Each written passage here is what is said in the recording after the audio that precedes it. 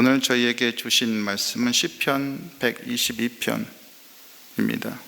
시편 122편입니다. 1절을 제가 읽고 교독하도록 하겠습니다. 사람들이 나를 보고 주님의 집으로 올라가자 할 때 나는 기뻤다. 예루살렘아, 우리의 발이 내 성문 안에 들어서 있다. 예루살렘아, 너는 모든 것이 치밀하게 갖추어진 성읍처럼 잘도 세워졌구나. 모든 지파들, 주님의 지파들이 주님의 이름을 찬양하라고 이스라엘의 전례에 따라 그리로 올라가는구나. 거기에 다스리는 보좌가 놓여 있으니 다윗 가문의 보좌로구나. 예루살렘의 평화가 깃들도록 기도하여라. 예루살렘아, 너를 사랑하는 사람들에게 평화가 있기를. 내 성벽 안에 평화가 깃들기를, 내 궁궐 안에 평화가 깃들기를 빈다 하여라. 내 친척과 이웃에게도 평화가 너희에게 깃들기를 빈다 하고 축복하겠다. 같이 하겠습니다. 주 우리 하나님의 집에 복이 깃들기를 빈다. 아멘. 여러분, 예수원을 아십니까? 다녀오신 적 있으십니까? 예수원은 강원도 태백 하사미에 대천덕 신부님 가족과 당시 대천덕 신부님이 원장으로 있던 현재 성공회대학교가 됐죠. 전신인 성미가엘 신학원 학생들 그리고 항동교회 신자들이 모여서 1965년에 설립한 수도원입니다. 저는 영적으로 지치거나 힘이 들거나 기도를 통해 하나님의 뜻을 여쭙고 싶을 때, 훌쩍 떠나고 싶을 때 저는 이 예수원을 주로 찾는데요, 지금 생각해보면 그곳을 찾을 때면 늘 설렘이 있기 때문이기도 합니다. 청량리에서 태백행 기차를 타고 태백역에서 내려서 다시 버스를 갈아타고 하사미에 내리면 나지막하고 작은 마을이 눈에 들어오는데요, 시냇물이 졸졸 흐르는 길을 따라 강원도의 따스한 햇살을 받으며 산길을 오르기 시작하면 숲의 향기가 가슴에 들어오고 마음의 기쁨과 설렘도 들어오게 됩니다. 산길을 오르다 보면 돌에 새긴 토지는 하나님의 것이라 라는 레위기 25장 말씀이 길에 떡 세워져 있고요, 다시 조금 올라가다 보면 나무로 된 예수원 간판이 있고 또 그 위에 산속에 세워진 아름다운 수도원의 모습이 보이기 시작합니다. 제가 예수원을 설레는 이유는 첫째, 밥하고 차가 맛있습니다. 그리고 둘째, 그 모든 병이 공짜입니다. 물론 사람들도 따뜻하고 예배도 좋고 또 수도원 모든 곳에 하나님의 임재가 강하게 느껴집니다. 맛있는 밥하고 차로 몸이 회복되고 따뜻한 사람들을 만나 마음이 회복되고 예배와 기도로 영이 회복되는 거죠. 그래서 제가 예수원에 갈 때면 마음이 설레고 했던 것 같습니다. 더하여 제가 예수원을 좋아하는 이유는 가벼운 격식을 갖춘 예배와 그 생활이 참 담백하다는 느낌을 받기 때문입니다. 서양 베네딕트 수도원을 모델로 3종이라고 해서 하루에 3번 종을 치면 그 자리에 딱 멈추어 서서 기도를 하죠. 그리고 하루에 3번 6시, 12시, 그 다음에 저녁 7시 반에 기도를 합니다. 예배를 봅니다. 그리고 그 노동이 기도요, 기도 노동이라고 혹시 들어보셨죠? 이런 베네딕트 수도원의 원칙을 따라서 기쁘게 기도도 해보고 노동하는 것이 모든 것이 참 담백한 느낌이기 때문입니다. 저는 기도처에서 기도도 해보고 배추도 절여보고 지붕도 고쳐보고 눈도 치워보고 장닭도 날라봤습니다. 어느 것 하나 버릴 것이 없는 좋은 기억만 제게는 남아있게 되는 것이죠. 그만큼 이곳에서의 생활은 참 담백하고 깔끔한 느낌입니다. 제가 예수원에 개인 투숙자로만 간 것은 아닙니다. 아내가 속했던 국악 찬양팀이 강의와 예배 인도를 그곳에서 했는데요, 저는 그냥 짐꾼으로 따라가서 예배를 돕고 이 예배 인도를 도왔던 그런 기억이 있습니다. 예수원이 국악 찬양을 고민하고 그 다음에 생각하는 이유는 민족의 가락으로 하나님을 찬양하는 것이 당연하기도 하지만 향후 북한이 열릴 때 같이 공유할 찬양의 가락이 국악이면 쉽게 공유될 것이라는 생각이 있기 때문이라고 합니다. 언젠가 통일이 되었을 때 한 민족의 예루살렘이던 평양에서 다시 찬양이 울려 퍼지고 또 예배가 회복될 날이 오겠죠. 그날을 진정 마음으로 기도해 봅니다. 오늘 시편을 지은 시인도 예루살렘을 올라갈 때 제가 예수원을 올라갈 때 느꼈던 마음처럼 설렘과 기쁨을 느꼈던 것 같습니다. 절기 때의 예루살렘의 이스라엘 전역과 인근 나라들에서 수많은 사람들이 몰려왔을 것입니다. 그러니 우리는 시의 이해를 위해서 시편의 시인을 어떤 갈릴리 지역에서 살던 농부로 상상해도 괜찮을 것입니다. 시인은 예루살렘에 가기 위해 밤낮을 가리지 않고 추수에 매진하다가 겨우 일을 마쳤습니다. 그리고 가족들을 데리고 절기에 참여하기 위해 열흘 이상을 걸어서 예루살렘에 도착했습니다. 중동 특유의 메마른 바람이 불어오겠죠. 따뜻한 햇살을 받았겠죠. 그들은 수도 예루살렘의 관문을 통과하면서 자신들이 수많은 인파들에 둘러싸여 있는 것을 발견하게 됩니다. 예루살렘 성문 안으로 발을 들이자마자 그들은 갈릴리에서는 쉽게 들을 수 없었던 찬양을 듣게 되고 그것을 따라 부르며 절기 축제 예배를 위해 모인 수많은 사람과 같이 기쁨을 누렸을 것입니다. 1절에서 우리가 기뻤다라고 번역된 동사를 히브리어는 사마흐티인데요, 히브리어 원문의 의미를 살펴볼 때 그냥 기뻤다는 것이 아니라 그 마음이 기쁨으로 충만했다, 가득 찼다, 이런 표현입니다. 그만큼 시인이 가슴에 기쁨으로 가득 찼다라는 거죠. 아마 시인의 마음은 예배에 대한 갈망으로 가득했을 것입니다. 다른 나라 아래 피지배 민족으로 그 당시에 살았을 텐데 시를 보통 그렇게 그 시기를 봅니다. 그래서 수많은 핍박을 받으며 살아왔을 것이고 노예나 다름없는 힘든 노동을 통해 가족을 보호하던 시인의 마음은 자신의 고통을 구원해 주길 바라는 하나님에 대한 갈망으로 가득했을 것이기 때문입니다. 그러니 사랑하는 하나님의 임재가 있는 그곳, 성전이 있고 예배가 있는 예루살렘에 도착했을 때 얼마나 마음이 기뻤겠습니까? 얼마나 오고 싶었으면 예루살렘아 하고 부르고 우리 발이 내 성문 안에 있도다 하고 이렇게 2절에서 얘기를 했겠습니까? 이런 시인의 마음은 무엇입니까? 오고 싶었지만 자주 올 수 없었다는 거죠. 예를 들어 우리가 이렇게 얘기할 수 있잖아요. 동배가 우리 발이 내 이마트 앞에 섰도다, 이렇게 하거나 분당아 우리 발이 내 탄천 앞에 있도다, 이렇게 한다면 얼마나 웃긴 말이 되겠어요. 예를 들어 그렇지만 평양아 우리 발이 내 문 앞에 있구나 하고 얘기한다면 이건 말이 되겠죠. 정말 가고 싶었던 거, 바랬던 거.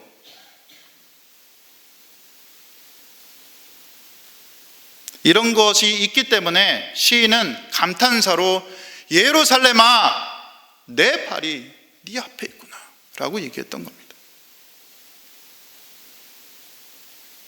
하여간 시인이 2절에서 예루살렘아 우리 발이 내 성문 안에 섰더라고 밝힌 것은 예루살렘에 정말 가고 싶었지만 그만큼 그의 삶이 힘겨웠다는 거죠.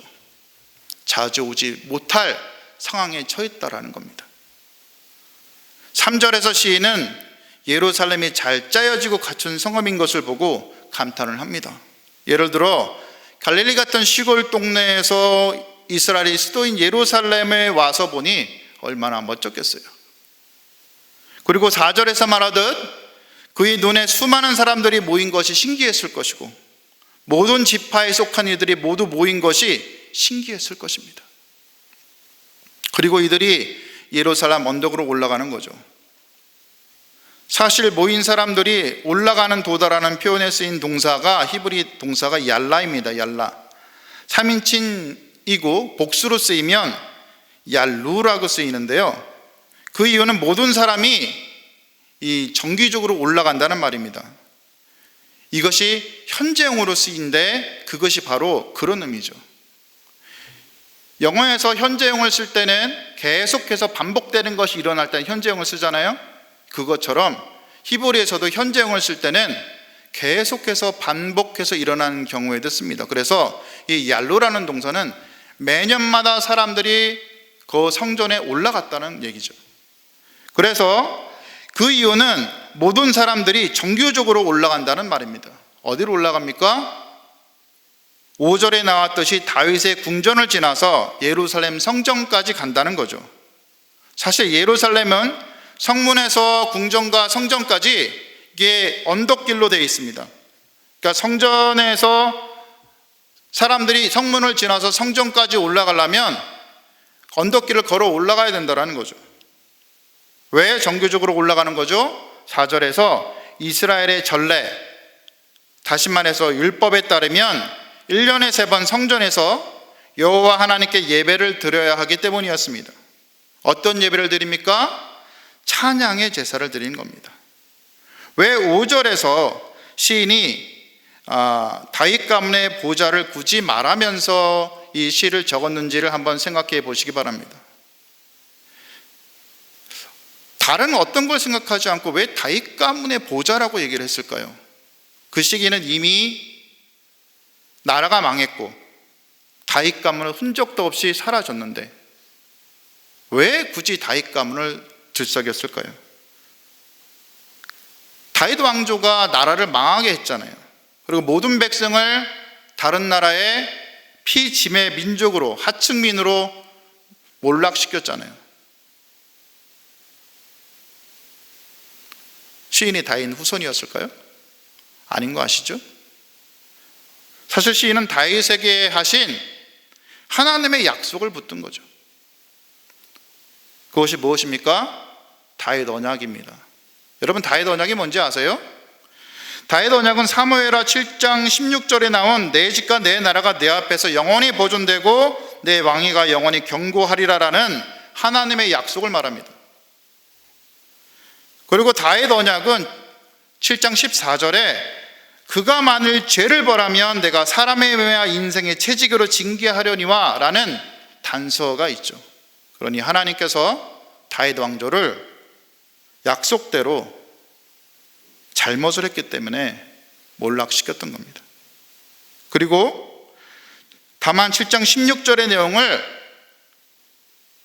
포로기에 계시던 사람들은 여전히 믿었다라는 거죠. 하나님의 약속은 상황과 상관없이 이루어질 거라고 믿었던 겁니다.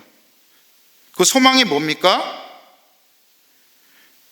당시 포로 귀환자들이 살았던 힘든 시기였을지라도 세상의 참된 왕이 제국의 통치자들이 아니라 여호와고, 여호와가 세우신 왕이 결국 세상 나라를 심판하고 하나님의 나라를 세울 거라는 소망을 붙었더라는 거죠.